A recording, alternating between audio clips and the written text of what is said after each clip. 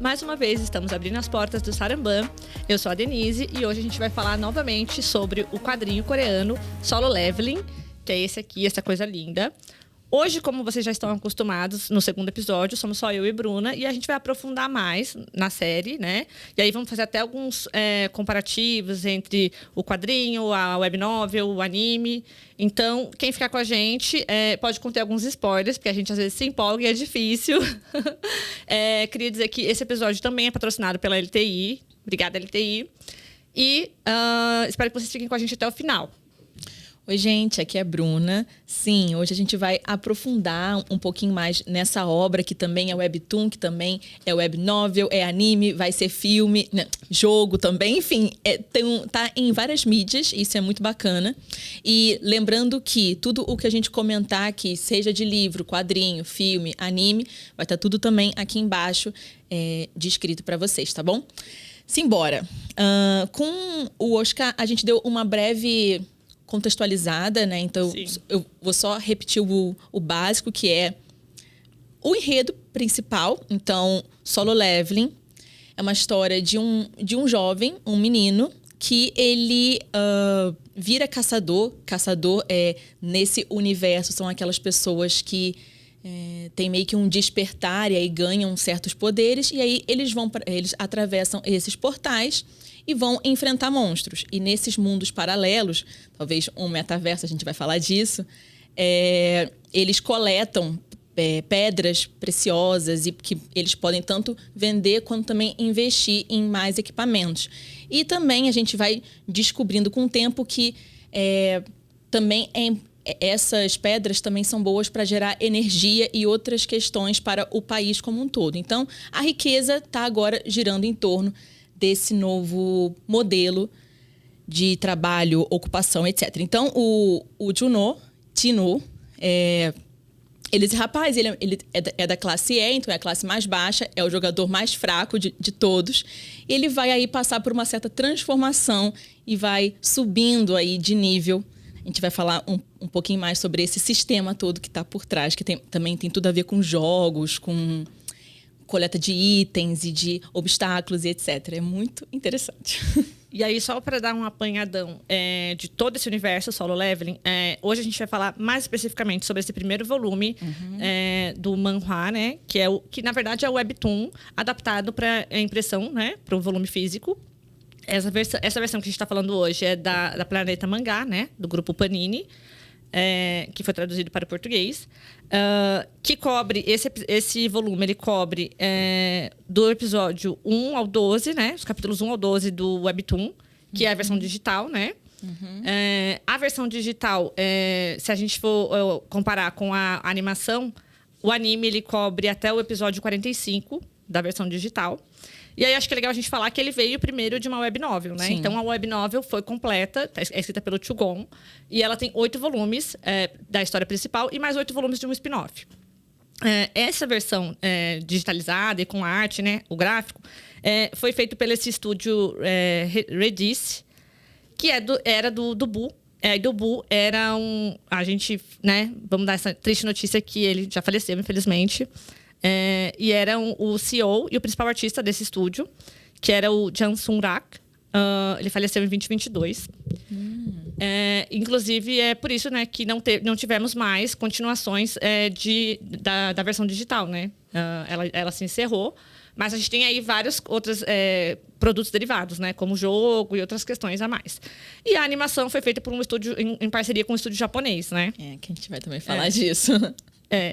E, assim, é todo um universo, e, assim, da transmedialidade, né? Isso. Consegue alcançar vários públicos, né? E a gente sabe aí que a primeira temporada, ela entrou no Crunchyroll e quebrou a plataforma, né? Tem 3 episódios. É considerado por muitos o melhor anime do ano, né? E já está confirmado, com data de estreia, inclusive, para 6 de janeiro, a segunda temporada. E hoje, dia 5 de dezembro, que é o dia que a gente está aqui gravando, infelizmente, por conta de agenda, não conseguimos marcar a gravação para depois, né, da estreia do filme, que vai ter um filme que estreia hoje, dia 5 de dezembro, que é uma recapitulação dessa primeira temporada, com uma preview de 2 episódios da segunda. A gente vai ver depois, gente, depois. Sim. E Agora eu fiquei com uma dúvida, eu não sabia disso. Então, o Webtoon, ele termina, mas a novel terminou. A novel tem um fim ali com os 8 volumes. O Webtoon também termina, mas assim, teve outros spin-offs e coisas assim, né? Ah, que geralmente sim. vários Webtoons, eles têm isso. Eles têm o arco principal fechado e aí tem várias histórias paralelas. E geralmente, quando começa a ter adaptações, começam a surgir mais e mais histórias paralelas. Óbvio, entendeu? entendi. E aí o Webtoon não teve mais histórias paralelas. Ele concluiu, né? Por conta, né, desse falecimento. Entendi. Então a gente entra todo em um universo aí diferentão, né? Com muitas linguagens diferentes e uma história muito versátil, muito flexível também. E a gente vai tocar aqui em alguns pontos principais, mas eu acho que é legal ter em mente o que a gente vai falar, mas também o que o Oscar trouxe, que é você também mergulhar na história e esquecer um pouco, tipo, aqui... né, o autor ou então o quadrinista quis colocar desse, sabe? Então mergulha, porque é uma história para se mergulhar mesmo e depois pensa, né? Vai aí as reflexões. E a gente ajuda com isso aqui, né? Sim, e até por isso que esse episódio é mais indicado para quem já viu, né? A série, para quem já viu, né? A animação, já leu o quadrinho e tal. Ou mesmo que não tenha, por exemplo, acompanhado todas as mídias, mas que não liga muito para spoiler, né? Porque a ideia é, primeiro, você se divertir, se entreter, porque tem entretenimento de sobra aqui, porque é muita ação, é muita luta. Gráficos maravilhosos. Eu, inclusive, já li tem bastante tempo, né? Foi perto da primeira temporada, né? Da animação. E primeiro foi só isso, só me joguei, me diverti. Agora que eu fui ler de novo, né? Pra poder fazer os episódios aqui, que eu comecei a pensar, lógico que lá já tinha dado algumas pontadinhas de algumas questões, assim, né? Em relação com a sociedade coreana, já. Mas eu não... Tipo, abstrair e foquei na diversão. Isso. Agora, dessa vez, não. Dessa vez eu foquei em análise, né? Mas, assim, vê primeiro, se diverte. E depois começa a pensar em todas essas mensagens ocultas. Sim. E aí, comentando, então, primeiro da arte, né? Que, né, você já falou aí, né? Que tem todo um apelo. E, de fato, tem. Eu separei... Abre aí qualquer página. Então, calma. Eu peguei... eu marquei alguns. Cadê? Tem essa primeira aqui, que é logo em um prólogo. Então, tem um recorte de uma cena que só vai acontecer muito depois, nesse livro ainda. Tem aquela clássica, né? Que eu não sei se eu mostro. Tá bom, tem uma outra aqui que eu marquei, que foca bastante nas expressões faciais. Então, parece que a gente está realmente vendo a cena ali, né? Sendo reproduzida. E eu não sei se eu mostro aquela... A da estátua. Eu Será? acho que o Oscar mostrou, não mostrou? Tá bom, eu mostro então que eu marquei. Olha, gente, isso daqui, você lendo no escuro, acabou, tá? Eu fiquei toda medrosa, pra não falar outra palavra. Ou seja, o trabalho artístico é muito, muito bonito. E são detalhezinhos, né? Que às vezes estão ali no canto da página e que depois você vai descobrir e ficar, nossa, isso aqui apareceu antes, não? Então, é muito bacana esse cuidado todo com a arte, né? Aí, nesse ponto da arte, acho que é legal a gente falar que, por exemplo, aqui na capa, a gente já vê o Jin-Woo já evoluído. Sim. Então, assim, já monstrão, né? Monstrão, bonitão, tal. Porque isso, pra mim, é um ponto. Porque ele evolui não só na força, na inteligência, nas capacidades, mas na beleza, galera. Na beleza. Olha, assim, tá? Assim. Crush 2D, Moldeon. Tá aí. O cara fica com o web sarado. Porque ele tem uma rotina de treino, né? Tá pago todo dia. Sim. Então, isso aqui não aparece tanto nesse volume, tá mais no anime ou nos próximos. Mas me chamou muita atenção, porque foi muito rápido. Sim. Sabe? E aí, eu fui pesquisar e agora eu esqueci, não. Isekai é o nome... Isekai, Tá. E aí, pelo que eu entendi, porque eu não leio tanto mangá desse ramo, pelo visto, é comum essas transformações rápidas, assim, repentinas. Então, eu fiquei, tá, então é só porque eu não sou muito da área. Mas eu achei muito rápido. Eu fiquei, gente, em 5 dias o cara tá com cabelo novo, rosto novo, altura. Eu que acompanho mais, eu também achei que a transformação dele, tipo assim, a parte da beleza foi demais. Porque, assim, é um negócio que... É muito repentino, porque é nos dias que ele tá internado já, o cara começa a se transformar. É impressionante. E, de repente, ele tá lá... Todo bonitão, né? Ele tem carinha de bebê, criança. E depois ele tá com uma voz... Aí no anime, né? Eu vi uma voz também mais grossa, uma postura ali, né? E nesse ponto, virilidade. acho que é interessante a gente falar também sobre o traço, né? A gente tá falando da arte. Muita gente que gosta de mangá japonês, por exemplo, torce o nariz para as produções coreanas porque reclama que o traço é feio. Infelizmente, eu tendo a concordar em partes, porque, assim, por exemplo, tem alguns webtoons que eu acompanho que eu amo, assim, a história. E adorei as adaptações, tanto para anime quanto para K-drama. Mas que a história original deixa a desejar na arte. Por exemplo, Moving, que para mim tem um traço feio. Mas é mais antigo também, não é? Mas, assim, não só o Moving, por exemplo. Gente, não me matem. Tower of God. Tower of God, o traço é feio. É mesmo. E depois, na adaptação dele pra anime, que é de um estúdio japonês, é um traço bonito, entendeu? Melhoraram a arte, sabe? Entendi. Então, assim, acontece. Mas a gente tem exemplos de obras com traço maravilhoso. Por exemplo, o Navileira que a gente trouxe. Sim, outra também que é mais nesse gênero, né? Bem parecido com o Solo Leveling, que é o Omniscient Reader. Que também já está em adaptação para animação. Sim. Tem também a produção de um filme que vai ser incrível, né? Com o Lee Min-ho e o An Hyo-sop.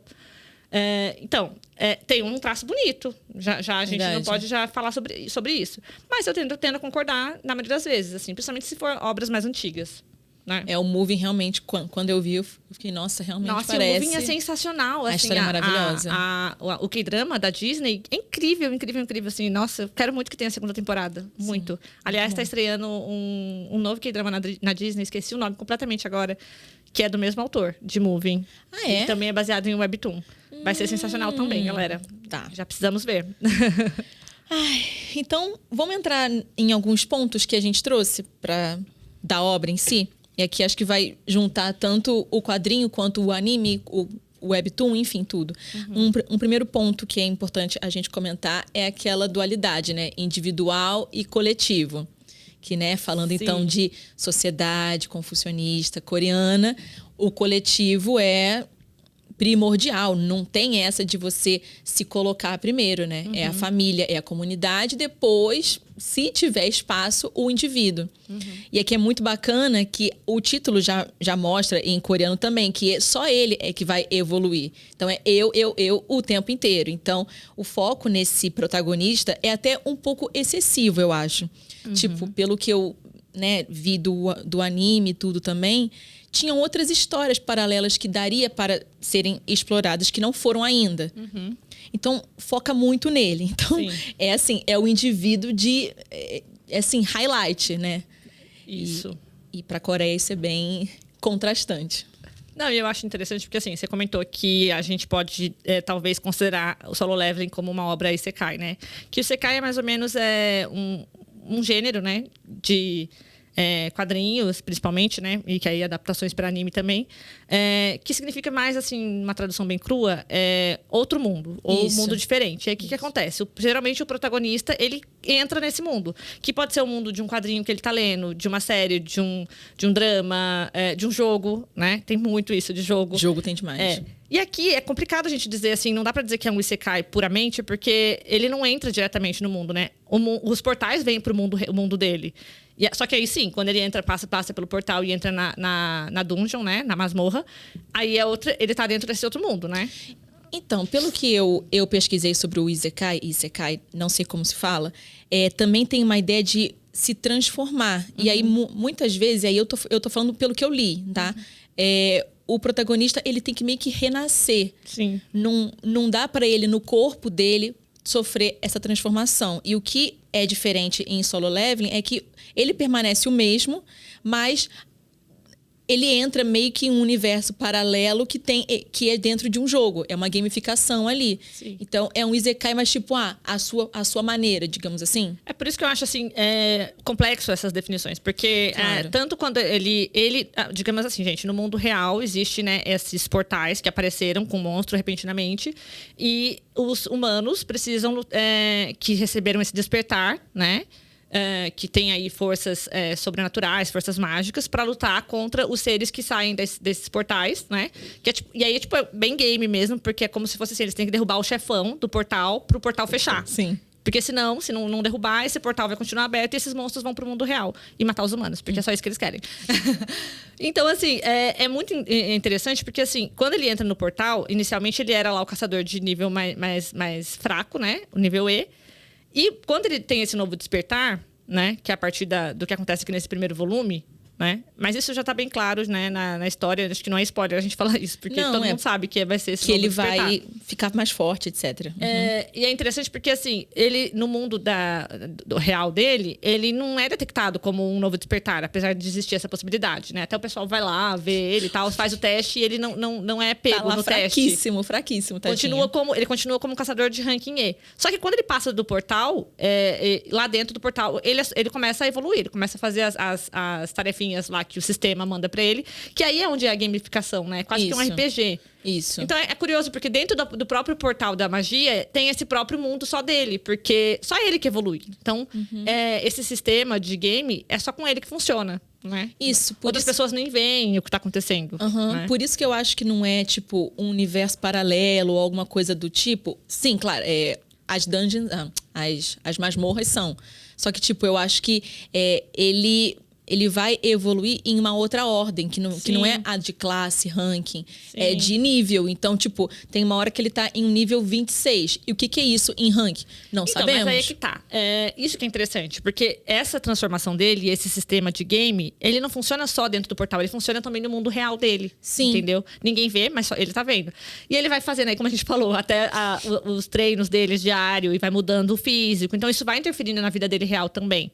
E por mais que ele, por exemplo, esconda o quanto ele está ganhando dentro das masmorras, né? E o quanto a força dele está subindo, querendo ou não, ele vai começar a ter efeito até mesmo na parte financeira dele, no mundo real, entendeu? Então, assim, lógico que ele tenta esconder isso porque ele não quer que ninguém descubra que ele teve um novo despertar. Mas ele vai, sim, ter uma evolução, não só dentro da masmorra, né? Dentro desse mundo possível mágico, mas dentro do mundo real dele também. Sim, sim. Talvez por isso que essas caixinhas, né? De botar em um gênero em específico, não se aplicam tanto. Porque ele não vai para um outro lugar. Ele vai, mas ele muda lá, aqui, o tempo inteiro, né? E aí, pode falar. Eu até estava pensando, eu não sei se isso vai acontecer depois. Eu fiquei pensando, quando eu comecei a ler e a ver o anime, se teriam outras pessoas que saberiam... será? Não sei também, não tá vou sem spoilers. Sabe, se tipo, realmente existe esse universo paralelo e aí ele vai conhecer outras pessoas que também veem as telas e evoluem de nível, sabe? E também jogam, né? Exato. São porque seria um mundo mais paralelo do paralelo. Isso. Mas o que eu acho interessante é a gente refletir um pouco, né, com a realidade, né? Na sociedade coreana, que a gente falou da questão de status social e de... poder, ganância e tudo isso, né? O começo da história, que principalmente no quadrinho, que mostra bastante esse pedacinho, né, inicial, mostra que ele é fraco, todo mundo tira sarro dele, ele é pobre também.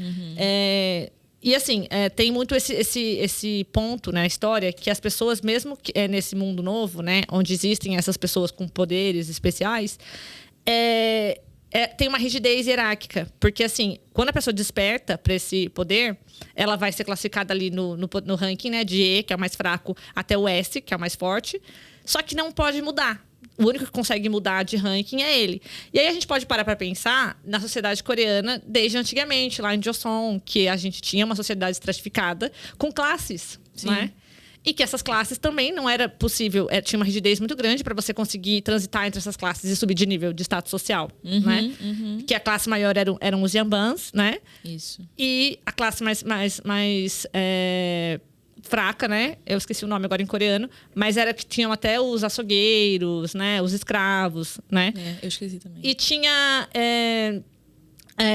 eles não podiam mudar de classe. Você nasceu nessa classe, você vai ser dessa classe para sempre. A única forma de alguma ascensão social era em casamentos, mas quase nunca acontecia, porque os casamentos aconteciam entre as próprias classes. E também o concurso, né, civil, né? Isso. Porém, aí a gente entrava essa questão que a gente fala muito hoje, né, de meritocracia. Porque, assim, quem conseguia estudar para o concurso civil? Só os yambans. Exato. E aí tinha condição. E é interessante porque o quadrinho, ele bota muito isso, né? De onde cada um parte. Então, o Tinu, né?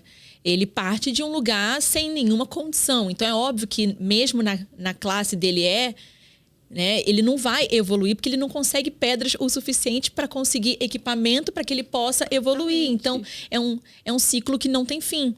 E eu acho que... tem uma frase que ele fala assim: não importa o que aconteça, o lixo nunca deixará de ser lixo. E é basicamente isso. Então, nesse tipo de modelo social, quem é pobre continua pobre, quem é rico fica mais rico. É isso. Eternamente. E o quadrinho mostra muito isso e sem dar muita militada, assim, né? Ele fala de um jeito, de uma linguagem acessível e muito fantasiosa também, mas dá pra gente puxar essa interpretação. E o que eu acho bacana é que um dos motivos que faz com que ele não desista e né, coloca ali o esforço dele nesse sistema que ele está descobrindo e tudo, eu entendi como uma espécie de raiva dele mesmo, de ser o menosprezado, de ser o pobre que sempre vai ser pobre, o que nunca consegue nada, o que é subestimado. Então, essa raiva toda traduz muito o que a gente vê hoje em dia também no nosso mundo e na Coreia também, né? Sim, porque a gente está falando aqui de uma estratificação que acontecia na dinastia de Joseon, mas que ela tem influência até hoje, né? Isso. Porque quando acabou o sistema de dinastia, ainda existiam os clãs, né? Que tinham mais relevância socialmente. E aconteceu muitos casos de comprar nome, né? Comprar sobrenome, porque os escravos não tinham sobrenome. Então, eles foram comprando para, aparentemente, na superfície, ter algum nome. Mas, assim, isso não significava que essas pessoas iam ter acesso. Porque elas não tinham condição. Que é o que a gente está falando aqui do Jin-woo também, né? Ele não consegue ter... sem a força necessária, ele não consegue comprar coisas que ele precisava para poder se equipar melhor e ter um status social melhor, uma vida melhor. Não consegue nem cuidar da mãe, que está hospitalizada, né? Que talvez, se ele tivesse um status maior, ela receberia um tratamento melhor no hospital. Sim. Tem tudo isso. Né? Sim. E o que eu acho bacana, e aí isso a história depois vai se desvelando, porque então ele parte desse lugar sem nada e aí ele ganha essa oportunidade que é nesse sistema, em que ele vai evoluir a partir do esforço dele. Então já entra ali aquela mensagem de tipo, faça por onde, aí você evolui. Beleza. E aí é interessante a gente observar como que aí ele vai partir de um outro ponto, porque ele vai ganhar ali opções e alternativas que as pessoas do mundo real sem o sistema não têm. Então ele pode comprar armas e tudo, e as armas vêm do nada e tal. Sim. Então, ele já parte ali de um outro lugar e é interessante a gente observar como que ele vai mudar a conduta dele a partir daí. Será que ele vai se manter íntegro, um menino bondoso, caridoso, ou ele vai pensar mais em uma ascensão social, finalmente, né, que chegou para ele? Então... é muito legal esse tema. E eu acho que isso muda muito, assim, essa questão moral, porque você falou, né? Ele tá muito movido pela raiva, né? Até pelo momento em que aconteceu o despertar dele, né? Que foi um momento de traição, né? Então, ele tá muito movido pela raiva também. E aí, entra tudo isso em conflito, né? Numa questão, assim, mais ética, né? Do que ele vai fazer com tanto poder e tal. Eu acho muito interessante. Eu acho o máximo. Eu acho o máximo. É clichê, tipo, é um tema super que clichê. A gente vê em muitos lugares, mas que dá pra explorar de muitas formas. Sim. Então, eu acho bacana ainda. E o que eu acho legal também é que tem é um quadrinho que tem muita ação mesmo. Aliás, ficou bem legal a adaptação, os cortes que eles fizeram aqui, né? Eu gostei também. Porque eu já tinha lido a versão digital e ficou bem legal. Tem algumas diferenças, né? Tipo, de ordem. Porque, por exemplo, para quem leu a versão digital, o prólogo aqui da versão impressa é diferente do prólogo da versão digital. Mas ficou interessante. Eu acho que tem que mudar uma forma de como a história começa, dependendo da mídia, né? Pra cativar o leitor que tá acostumado com uma mídia diferente. Mas a do Webtoon é da Ilha Jeju, que nem o anime? Ou é outro prólogo? Cada um tem uma versão É porque diferente. O anime tem outra, né? Porque o anime já começa numa puta de uma ação, né? Sim. A gente vê eles em ação ali, é muito legal. Os ranking S e tal. Isso. Não, isso daí depois vai aparecer no Webtoon também. E aqui também, isso vai aparecer mais pra frente. Mas a versão do Webtoon digital, ela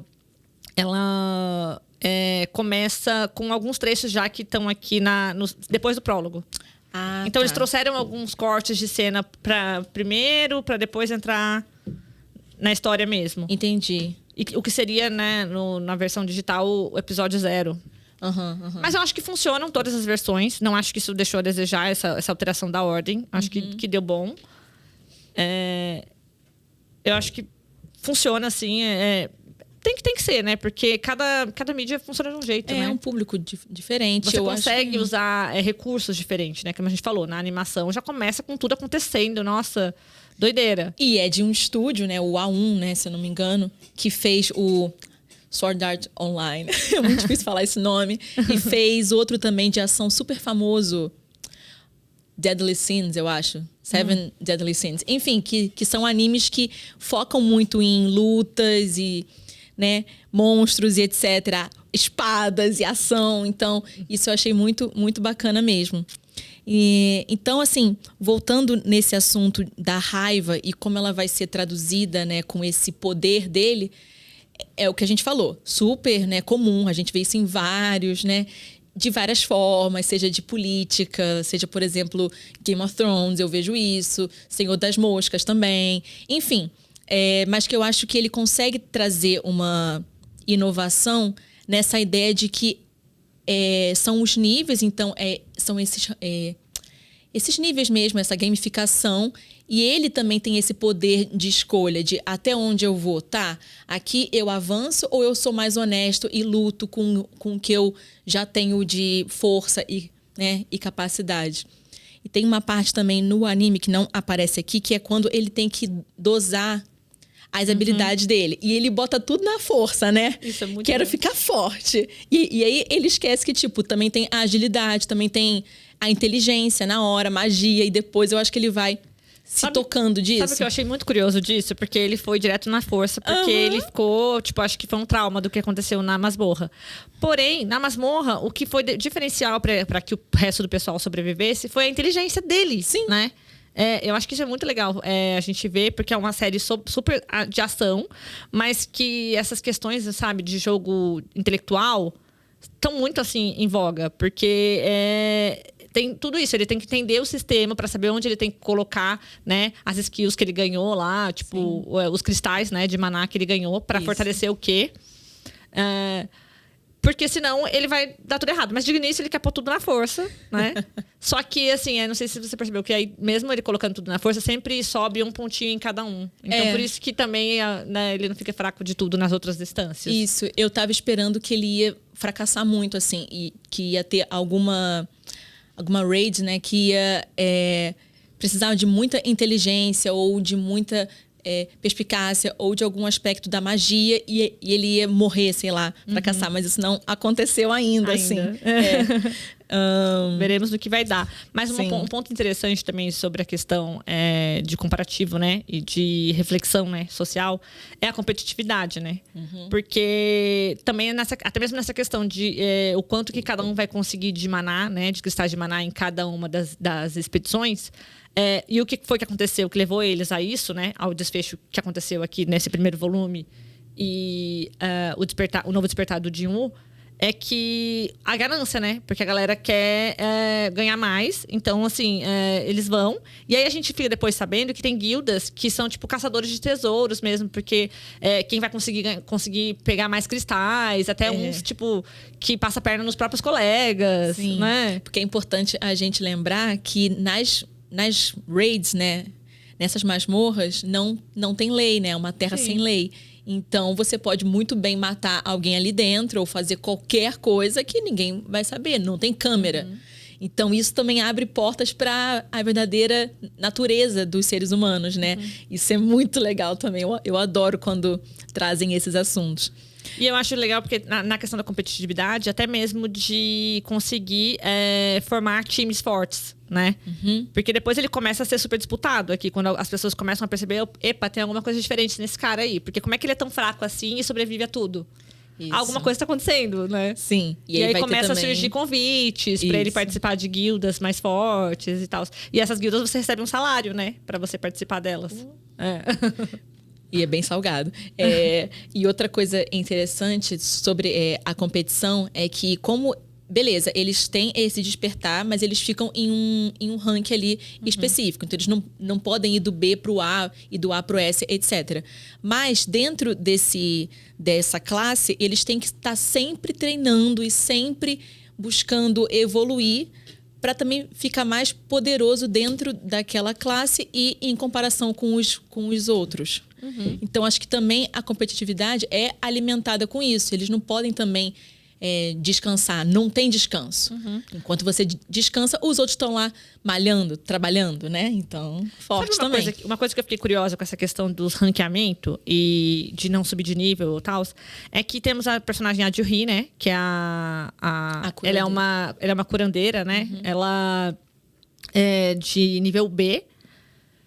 E aí ele comenta em algum momento, se eu não me engano, que ela só não é nível A porque... A ou é... Acho que A mesmo.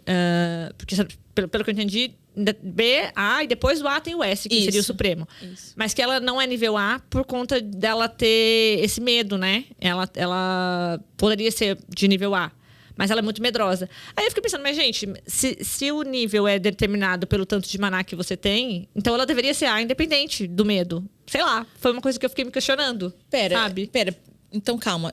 Quem define o nível é a quantidade de pedra que você tem? É, a quantidade de força que você despertou. Porque esse maná, que seria essa energia, né, mágica que eles têm, o próprio despertar é exatamente isso. É você ter um pouco dessa força.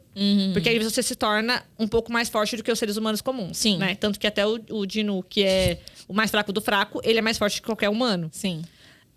Humano comum, né?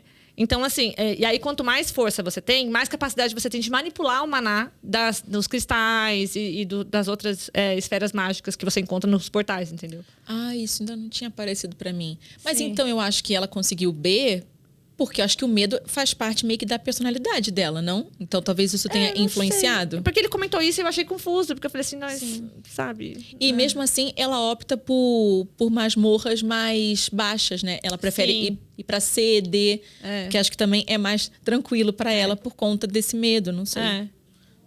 Deve ser. Bom, sei lá, talvez eu esteja confundindo alguma coisa, mas pra mim ficou estranho isso. Entendi. Bom, talvez isso apareça depois, né? Não sei, a gente tem muita coisa ainda para explorar. Até falando sobre essa questão das magias, né? Que é um mundo bem mágico, né? Depois a gente vai entrar até em classes de mágicos, né? Mago, coisas assim. Tem toda essa questão, né, de mitológica aqui, né? Logo nessa primeira masmorra, que é uma masmorra surpresa, né? Que acontece ali, né? Que por conta da ambição, eles acabam entrando numa masmorra que aparece do nada. E essa masmorra é muito mais desafiadora do que eles imaginavam para a classe deles, que estão ali naquela guilda naquele momento, né? E tem os deuses, né? Nessa masmorra. Tem a estátua de Deus aqui. Sim. E que é muito doido, né? Porque aí ele começa a pensar, né? O que o Deus queria. E tem os ensinamentos, né? Os mandamentos lá na masmorra. E se ele não seguir, não vai dar certo. E é ele que saca, né? É o Dinu que saca. E o que eu acho legal é que eles estavam indo para uma masmorra de nível D. E aí aparece essa que é rara, né? Geralmente não tem a masmorra dupla, que é de um nível altíssimo, eu acho. Mas um nível altíssimo de intelecto e não de força. Sim. E ele, então parece que ele já tem esse poder nele, sabe? Isso que eu fiquei também meio pensativa, se de fato tudo o que ele tá usufruindo com esse sistema também já não fazia parte dele de alguma forma, entende? Sim, e foi até o que o Oscar falou, né? Que parece que nesses portais ele tá descobrindo um poder que nem ele sabia que ele tinha. Exato. Né? Em vez de ser uma coisa misteriosa, mágica que tá acontecendo. Dá pra entender assim também. Dá. Por isso que talvez a possibilidade desse sistema ser só dele é possível, sabe? Ao mesmo tempo que eu quero que tenha um mundo paralelo com esse sistema, é interessante pensar se for só coisa dele mesmo. Que aí mostra o quanto que ele, ganhando essa confiança nele mesmo, ele também consegue, sei lá, se renovar e se conhecer mais, sabe? Sim. Mas sobre a magia e mitologia, do que eu já consumi até agora não tem tanto, mas eu já achei irado. Tem os togebis, né? Os goblins, que eu fiquei... Gente, eu não imaginava um bichinho desse assim, que é super tradicional coreano, e em cada mídia é de um jeito, e eu gosto bastante. Também quero saber mais sobre esses magos, né? Então, pelo visto, tem alguns caçadores que despertam mais a magia e não uma força para espadas e tal. Isso ainda não apareceu tanto, também achei muito legal, muito diverso. E eu acho que uma coisa, a gente falando de elementos coreanos, mas também pensando em elementos universais, eu acho que o que joga muito com o público geral e amplo é esse fato de que parece que os caçadores, eles entram em uma lógica de fazer a justiça com as próprias mãos. Isso aparece mais no anime, então vai aparecer nesses quadrinhos depois também, o Webtoon já tem, que eles começam a fazer acordos meio que debaixo dos panos, assim, né? E aí, esses espaços das masmorras é onde essa justiça suja é feita. E eu acho que isso apela muito ao público, porque ninguém gosta de ser passado a perna ou de ser menosprezado. Então, essa justiça, né? Lutar pelo que é certo, pelo que é meu, é algo que chama muito a atenção de qualquer pessoa, sabe? Então, acho que essa foi uma jogada interessante. É um tema muito interessante, né? Eu acho legal como toda essa questão que acontece no mundo real, tanto de intrigas políticas e econômicas, acabam sendo resolvidas dentro das masmorras, né? Então, é como se fosse, assim, um metaverso onde eles vão lá e conseguem liberdade para agir da forma que eles querem e fazer as justiças que eles querem, ou até... alcançar os benefícios e as vantagens que eles querem, né? Porque uma coisa interessante que eu vi também é que principalmente os caçadores de nível S, no mundo real, eles são, tipo assim, intocáveis. Já. São né? deuses, né? Tipo são deuses isso, já. E assim, existe toda uma manipulação também das guildas para fazer também com que certas pessoas que eles querem estejam numa masmorra ao mesmo tempo, para meio que resolver as diferenças ali, as divergências, sabe? Então, tipo, tudo isso é um jogo de corrupção também, né? Muito doido. Cara, é muito legal quando tem esses espaços que a natureza humana se rebela, assim. Então, a gente vê a sujeira nossa mesmo. E aí, no anime, tem uma cena em que eles são traídos. Então, eles, às vezes... É um grupo em específico lá, fechadinho de caçadores nível B, vai. E aí, eles só pegam outros para preencher número. E aí, eles exploram esses outros. Porque, tipo, se eles morrerem, dane-se. A gente pega as riquezas dele e tudo fica normal. Então, esse jogo sujo também é muito explorado na história. Com certeza. Então, talvez pensar... É porque quando você tinha falado metaverso, eu tinha pensado muito na posição dele só e do sistema. Mas pensando nesses portais e o quanto que nós do mundo real... Nós, né? O quanto que os personagens do mundo real vão para esse outro mundo. Dividir não, enfim, resolver questões ali. Então faz sentido esse metaverso desses portais. É muito maluco. E eu acho que, assim, nesse ponto... Você falou dos goblins também, né? Eu achei muito legal que isso aparece aqui nessa história. E também me lembrou o Omniscient Reader, que também aparecem os goblins, assim, aparecem uns seres mitológicos, assim, coreanos. E são diferentes também, não é? São. E também tem uma questão meio que de RPG, talvez, assim, no Omniscient Reader. E também vai aparecer depois a questão das classes, muito parecida com o que acontece aqui, sabe? Aliás, isso é uma crítica que muita gente faz, né? De histórias que parecem tudo muito clichê, porque se repetem, né? Os mesmos recursos narrativos, né? Sim. O Isekai, o RPG, a gamificação. Então, são coisas que vão se repetindo. Mas eu acho que, né, se a história consegue amarrar direitinho as pontas, fica um bom entretenimento, né? Fica divertido. Sim, porque é o que a gente falou. Ele aborda vários temas que não se esgotam, eu acho, né?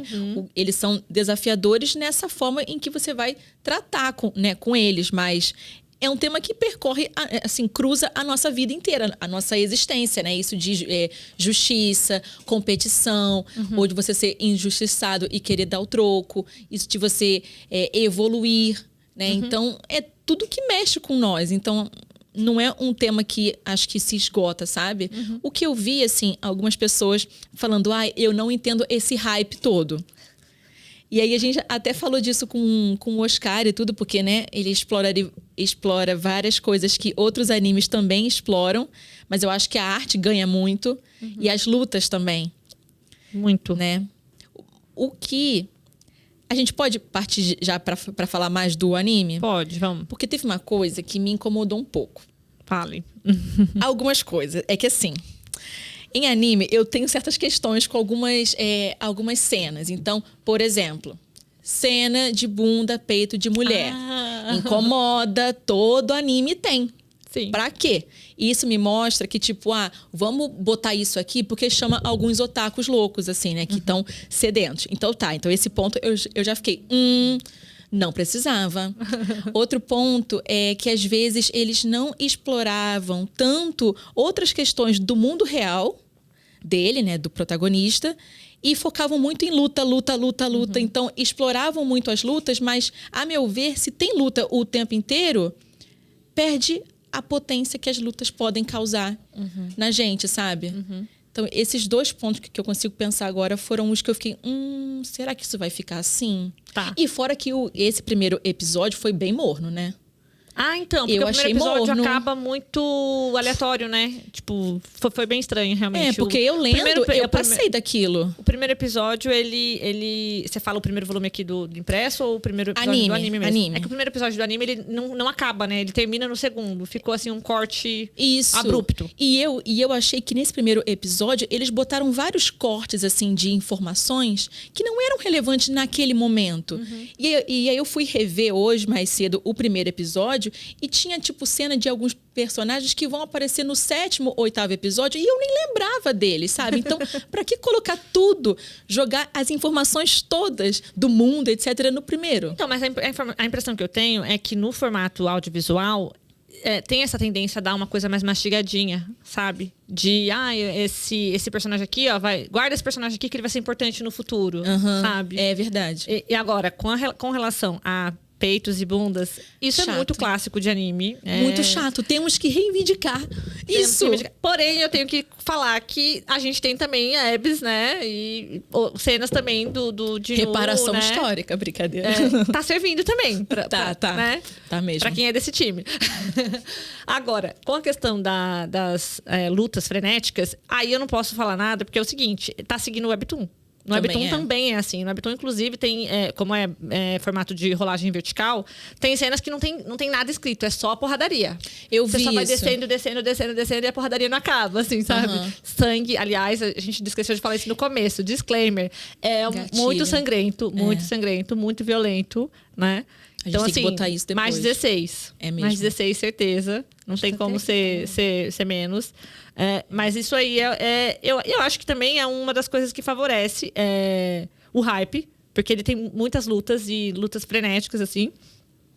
Mas, assim, em parte eu também concordo com você. Que acaba ficando, assim... Falta história, né? Porque tem muita luta, muita ação. Né? Isso. Mas, em parte, é o que a galera quer, gente. É que assim, eu fico em um limbo porque eu não consumo tanto esse tipo de mangá, etc. Então, não sei comparar tanto com os que eu já vi.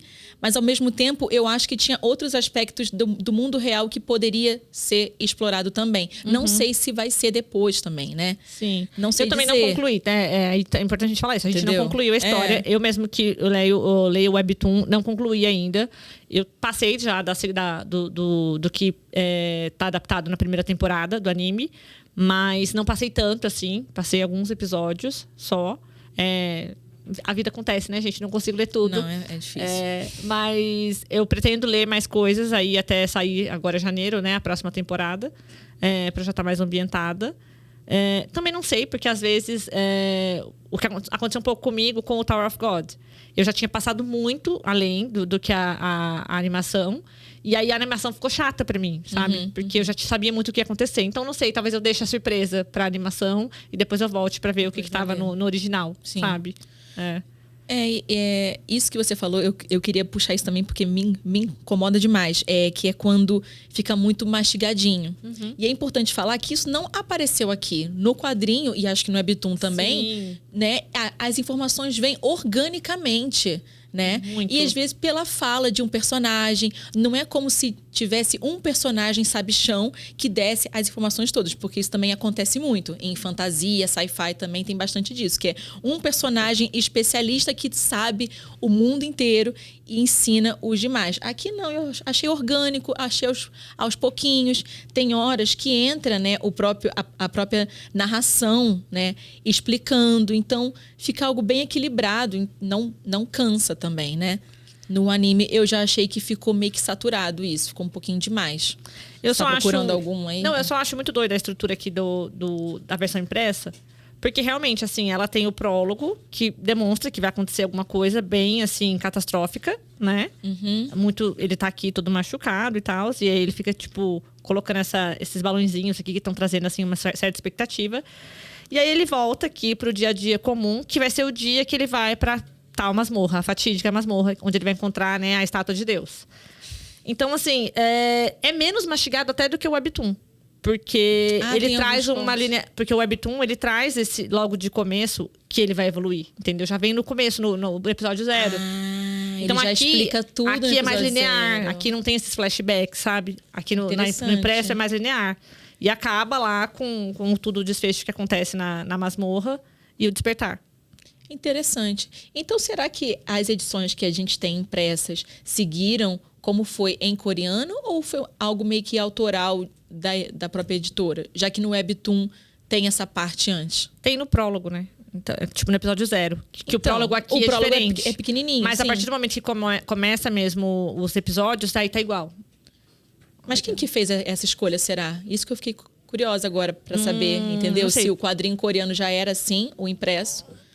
Enfim, é só uma dúvida. O quadrinho coreano eu também não tenho conhecimento da versão impressa. E essa versão é a versão que também tá por aí no mundo afora, né? Sim, a Daniel Pop também, etc. Trouxeram igual. Sim.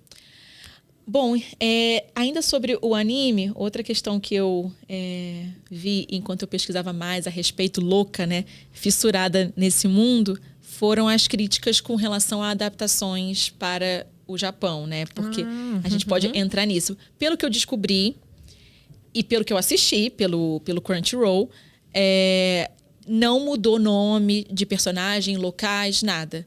Mas, pelo que eu li, tem uma outra versão japonesa igual, só que com nomes alterados para o japonês, lugares. E quando... Porque o próprio Chugon, né, o autor da obra original, ele critica o Japão. Então, nessa versão japonesa, é o Japão criticando um país inventado. Né? Então, aí fica... Sim, a gente precisava muito entrar nesse ponto. Porque a gente tem aí uma grande leva de webtoons coreanos que estão sendo comprados direitos para a produção de anime de estúdios japoneses. Sim. E a gente teve exemplos anteriores, né? Como, por exemplo, o próprio Tower of God, em que existe essa troca, né, dos nomes dos personagens para nomes japoneses, de localizações para cidades tal, no Japão. E até, talvez, alguns elementos culturais, fatos históricos, né? Como você está falando tipo agora. Esse, e esse é um ponto muito positivo do Solo Leveling, porque ele teve uma preservação, assim, pelo menos para o que veio para o Ocidente, né? Isso. Teve uma preservação. Uhum. Mas aí, nesse ponto, eu queria trazer aí até uma alfinetada, porque assim, isso não é uma prática só japonesa.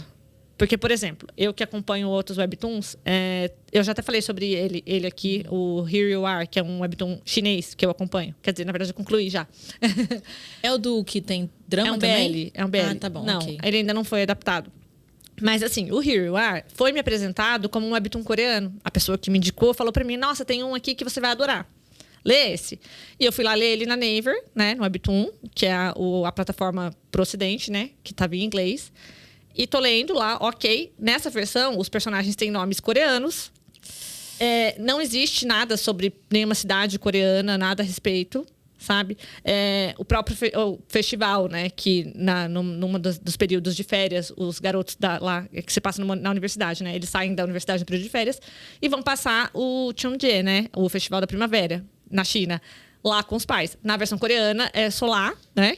Que é o Festival da Lua, que também é comemorado na Coreia. Então, assim, tem toda essa adaptação para um ambiente coreano. Então, é óbvio que a pessoa que leu e não conhecia muito me vendeu como uma obra coreana, sabe? Então, isso existe para os dois lados, sabe? Não é uma prática só japonesa. Entendeu? Sim. Como que eu descobri que era uma webtoon chinesa? Porque depois que eu já tinha gastado vários dinheirinhos na Naver e não tinha concluído ainda, eu fui procurar por outras formas, né? O webtoon. Gente, a gente às vezes faz isso. A gente não é herdeira. E aí foi quando eu descobri que era uma webtoon chinesa. E aí peguei a versão com os nomes originais. E aí eu vi, tipo, que mostra as cidades onde eles estão passeando e tal. Tipo, Beijing, Changsha, outras cidades assim. Aí eu falei, nossa, tava em outra história. Sabe? E também é um webtoon. É um webtoon. Ambos são webtoon. Eita, nossa. Entendeu? Caraca. E eu não sei se o Here You Are vai ter alguma adaptação, né? Tem potencial para isso. Se eu não me engano, inclusive, a New Pop comprou os direitos para publicar aqui no Brasil. Legal. Que eles têm o selo Pride, né? Sim. É bem legal. Eu terminei de ler já, tá muito interessante. É uma coisa que a gente vê muito Estados Unidos fazendo também, mas na própria Ásia, né? Que você tá trazendo, que ali não é... A gente não precisa ir tão longe assim, né? Lá mesmo já mas isso é uma acontece. crítica que existia muito e que alguns estúdios estão se adaptando, né? Para não ter isso. Isso também aconteceu com o Luquismo. Lembra? Acho que eu cheguei a comentar com você. Que eu li ele no Webtoon. E aí os nomes dos personagens estão todos em inglês. Lembra que você falou? E quando ele foi feita a adaptação dele pra Netflix, os personagens vieram com o nome coreano. E aí eu falei, gente, pra mim, o nome não era esse desse personagem. Aí que eu falei, nossa, claro. Eles adaptaram pra nomes ocidentais e tal, sabe? E aí assim... Eu não estou defendendo, mas eu acho que você adaptar um nome que é de uma língua muito distante, a gente entende. Mas eu não entendo por que o estúdio japonês, né, a produtora, optou por fazer 2 versões. Então, pelo visto, a que circula internacionalmente é essa que a gente tem acesso, com os nomes em coreano, o Solo Leveling, né? E uma versão para os japoneses com nomes e locais e eventos diferentes, sabe? Eu acho que isso é muito estranho. É muito estranho você justificar fazer isso, sabe? Então, eu fiquei meio, eita. E o próprio Chugon, ele é super anti-japonês. Então, não sei como ele concordou com isso. Quando entrou as questões de Jeju na história, eu pensei, gente, vai dar ruim. Vai dar ruim. Esse negócio... Então, aí a versão japonesa, eu acho que é outro país. É um mundo imaginário, sabe? Questões. Não, tanta coisa que tem, né? Tipo, um desenho, gente. É isso. E olha tanto de coisa envolvida que dá pra pensar. Sim. E aí, acho que a gente poderia ir encaminhando pro final e pensando nesse apelo internacional que o Solo Leveling tem e esse boom todo que ele é, né? A gente já comentou aí que ele trata de temas muito humanos, então... que não se esgotam também. A arte também é muito apelativa, é muito convidativa. O personagem não é... Eu falando, tá? Eu não acho ele assim, nossa, sou super fã dele. Mas ele é carismático. Assim, a gente tem empatia pela realidade dele ali, né? Então, em situação difícil, tem uma irmã, a mãe hospitalizada, ele, né? É classe E, então bora, tio, bora crescer. Então, a gente se identifica, embora ele não seja tipo... sei lá, uns outros que eu sou super fã de um personagem em específico. O que mais você... e fora esses elementos coreanos também, que eu acho que com o sucesso que a Coreia tá tendo ultimamente, é ainda mais convidativo, né? Embora, isso eu também comentei no outro episódio com o Oscar, eu conheço muita gente que tenha visto e lido Solo Leveling sem nem saber Coreia. Sim, não tem a mínima noção. Sim, curte também, esse gênero e também leu. Já foi me indicado por pessoas que gostam de mangá. Então, assim, ótimo, tá vendo? Aí eu falei assim, legal e tal, né? E contei, né? Eu falei assim, é coreano. Óbvio, né? A gente tem esse papel. Eu lembro quando a gente falou lá no... Anime Friends? Não, no debate do Centro Cultural Coreano no festival da cultura. Quando apareceu lá na tela, tipo, tem um amigo nosso, o Caio, ele depois falou assim, gente, vocês falaram um negócio ali que eu já vi, que eu não tinha a mínima noção que era da Coreia. E era Solo Leveling, sabe? Então acho que a Hallyu ajuda, mas a história se sustenta muito bem também, muito sozinha. Bem. Ela fura a bolha, né? Isso. Com certeza, eu concordo. Eu também acho. Eu recomendo pra todo mundo. Eu acho que, assim, é entretenimento puro. Tanto assim, visualmente falando, como a narrativa te prende também, você quer saber o que vai acontecer. Como você falou, o Ji-Nu não é assim, nossa, que personagem maravilhoso. Ele é bem comum. É normal. Eu acho que é até isso que cativa, porque ele é um pobre Gente coitado. como a gente. Ele é um pobre coitado que vai depois, né, evoluindo. Mas assim, cativa bastante e, assim, tem muita ação e tudo mais. Acho que também é um ponto positivo que ela traz é aquele pacote Hallyu, né? Porque a abertura do anime é de grupo de K-pop, né? Primeira temporada foi de TXT, agora a segunda temporada vai ser uma collab entre Lisa, do Blackpink, e o Felix, do Stray Kids, que são 2 grupos que, meu Deus, não, né, dispensa comentários. Uau. Então, vem muito aí. Eu acho que a série só tem a crescer. E, assim, os estúdios, o pessoal vai cada vez, né, tentar estender mais ainda, né? Sim. Sugar tudo que pode dessa franquia, né? Porque a gente sabe que tem também aí o spin-off, né, do Solo Leveling e Ragnarok. Isso. Então, vem também, gente. Vai Vem aí vir. tudo. E imagina um jogo disso. Eu ia amar jogar. Ia morrer de medo, mas eu ia adorar jogar. Gente, eu fiquei pensando, tipo, aquele tipo de jogo que tem um nome pra ele, né? Que você toma as decisões, você tem alguns tipo caminhos. RPG. Tipo isso. Tem um nome lá técnico que eu não vou sei, saber. porque eu não sou gamer, mas assim, gente. Não sou gamer. perfeito, sabe? Então ele se encaixa em muitas mídias e em outras que podem vir por aí. Então é uma história que eu acho que é pra todo mundo, assim. Uhum. E eu acho assim, ela pode atingir todos os públicos, porque, por exemplo, pra quem não gosta do quadrinho, tem a versão livro. Que aí Sim. é texto corrido, aí você segue, tudo bem, né? Acho ótimo. E a Panini quem tá gosta lançando disso. tudo simultaneamente, né? Sim. E tem o Webtoon, pra quem curte o celular, o anime, o jogo, e assim a gente vai. Ai. O Webtoon tá no Tapas, tá, gente? Aconselho também, é legal, tem bastante séries boas lá. Só é meio ruim a questão das moedas, né, gente? A gente fica pobre. Tem um sistema de ganhar moedas que não é legal, então a gente tem que comprar. Ou ter paciência pra esperar o episódio liberar. Coisa que é rara, né? É muito raro. Porque se a história tá boa, você quer saber logo o que vai acontecer, entendeu? Não tem Isso, como. e esse quadrinho a gente lê em uma sentada. Eu li mais tempo porque eu sou lenta, mas dá. Sim, umas 2, 3 horinhas no máximo, assim, você lê. Assim, É muito gostoso. É muito bom. Esse primeiro volume, ele é bem introdutório mesmo, mas assim, em questão principalmente da arte, é maravilhoso, né? Muito bonito. Eu gosto dessas cenas também, assim, que... É o que tem pensamento dele? Não, que tem essas luzes, assim, ó. Nossa, eu acho incrível. Acho tão bonito. Como assim? Quando tá escuro? Quando tem esses foguinhos, assim, das magias, assim, eu acho muito bonito. A arte é uma coisa à parte. E ainda sendo colorido, muda completamente. A gente super indica. E é isso, gente. O Ji-Nu era muito feinho no começo. Era um baby. Ele vai ficando um gatão, né? Nossa, vai ficando Aí serve super bonito. abs depois, serve muito carinho, muita virilidade, assim, né? Eu Sim, fico, total. gente. Ele era todo nossa. franzino, né? Agora vai ele ficando com postura. Ai, Jesus. Mas então é isso, né? Temos Sim. então um episódio, finalizamos a temporada LTI, Sim. né? Que a gente tá aí falando sobre subgêneros, então aqui entrou a fantasia, quadrinhos também, né? Que tem gente que não considera literatura, né? Uhum. Então a gente fecha aqui mais uma temporada com o patrocínio deles. E, claro, né? A gente tá muito feliz que o patrocínio foi renovado. A gente vem aí.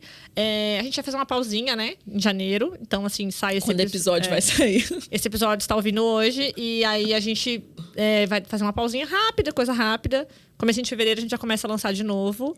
E vem muito aí, várias novidades. Já estamos na preparação da próxima temporada. É isso. Então, bom 2025 para todos nós, né? Sim, e muito sarambã, gente. Exato. Muitos livros, muita Coreia, muita coisa boa. Isso aí. Obrigada, Então tá, pessoal. gente. Tchau, tchau.